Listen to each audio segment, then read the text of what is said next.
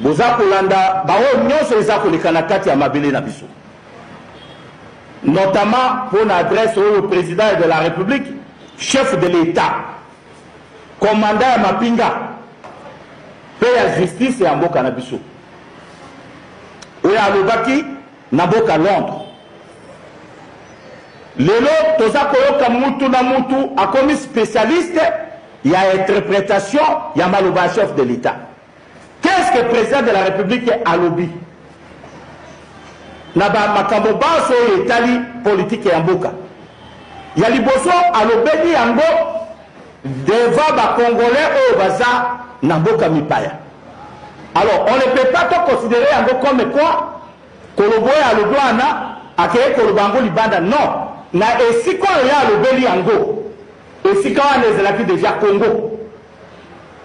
Eza ba makambo oyo biso nyonso toyebi oyo bato batanga yango na classe.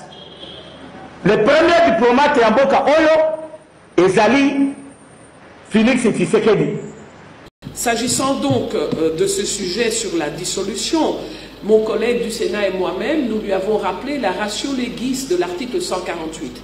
Il ne faut pas jeter des articles de la Constitution en pâture à des incompréhensions ou des malentendus. L'article 148 parle bien de dissolution de l'Assemblée nationale, mais dans des cas précis. Il y a des conditionnalités. Il faut qu'il y ait une crise persistante entre le gouvernement et la chambre basse du Parlement, ce qui pour l'heure n'est pas le cas puisque les programmes du gouvernement et le budget ont été votés au-delà de notre propre majorité parlementaire. Donc, sérénité en ce qui concerne le dialogue entre institutions. Par ailleurs, selon le prescrit de cet article, le président de la République est invité, dans le cas de cette crise, à consulter le Premier ministre, le président de l'Assemblée nationale et le président du Sénat. Et avant toute décision, faute de quoi, en fait, on serait dans une violation de texte.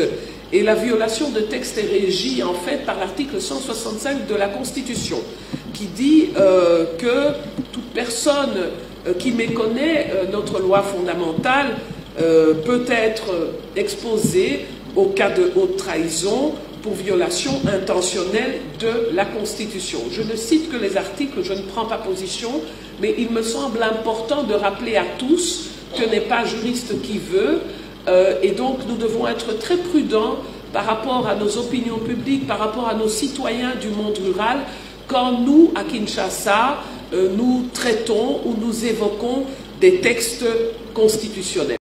Boza kolanda bao nyonso eza kolekana kati ya mabele na biso, notamment pour l'adresse au président de la République, chef de l'État, commandant ya mapinga pe ya justice ya mboka na biso oyo alobaki na mboka Londres. Lelo toza koyoka mutu na mutu akomi spécialiste ya interprétation ya maloba chef de l'État. Qu'est-ce que le président de la République alobi na ba makambo baso etali politique ya mboka ya liboso alobeli yango devant ba congolais oyo baza na mboka mipaya. Alors on ne peut pas to considérer yango comme quoi koloboya alobwana akeye kolobango libanda, non. Na esiko ya alobeli yango esika wana ezalaki déjà Congo. Eza ba makambo oyo biso nyonso toyebi oyo bato batanga yango na classe. Le premier diplomate ya mboka oyo ezali Félix Tshisekedi Chilo. Alobi yango devant ba ndeko na biso oyo bazali libanda. Tokoki kozwa yango na ndenge ya mabe te. Maloba oyo ebimi na kati ya monoko na ye. Chers amis, na biso nyonso awa nana alobi ke ye nda atosa 10 commandements ya nzambe oyo eza na kati ya Bible. Nani? Ezala ba pasteur, ezala biso, ezala ba politicien, mutu moko te atosa les 10 commandements. Alors, bino, à chaque fois que ce président a tenu, alobi likambo, okoyoka kaka ba génie de savoir, ba bimi partout, bangonde ba yebi koleka, il faut sikoyo, ba président alobi boye, non. Tokoki kokomba mboka na biso na modèle lolenge otozo kumba yango te. na mboka nyonso soki bondimi ke moko na kati na bino azala liboso ya bato baoyo batikali bazala nsima na ye malamu to mabe eza na bakano oyo babongisaka makambo wana me bakano na biso tobandi koutilize na batelevizio na baradio eza poto pelisa moto po mboka oyo moto ekota yo oza na moye ya koya koboma moto wana pendant que biso touti musika peuple na biso lelo tozwi chance munene na kati ya mabele na biso ya kozala na président oyo azalaki ya kala maza na bomoi président wana expérience aza na yango ye nde akoki kosolola na moninga na ye oyo azali mpo na koyeba na kati ya alliance na bango ndenge ya kosala parce que dans la vie tose kompletaka na likambo nyonso mais biso nyonso oyo toza koloba oyo okomona moto aza na kati ya bainstitution mokonzi ya bainstitution ya mboka mais oza kokritike mokonzi ya mboka na kati ya batelevizio ya baradio esalama na mboka nini tolingi tokumba mboka na biso wapi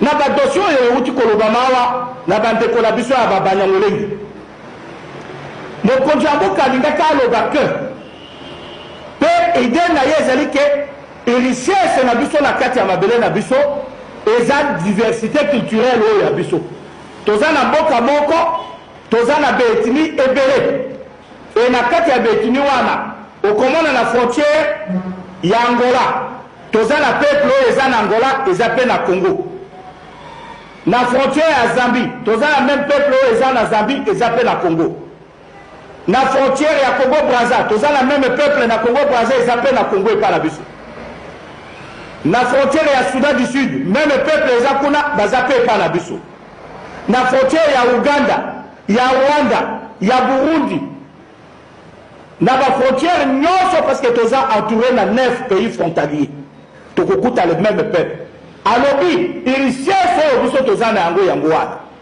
richesse ya mboka eza diamate eza or te e yango nde toza makasi comme États-Unis de l'Afrique eloko oyo président alobaki yango wana alors na nyonso wana mabe eza wapi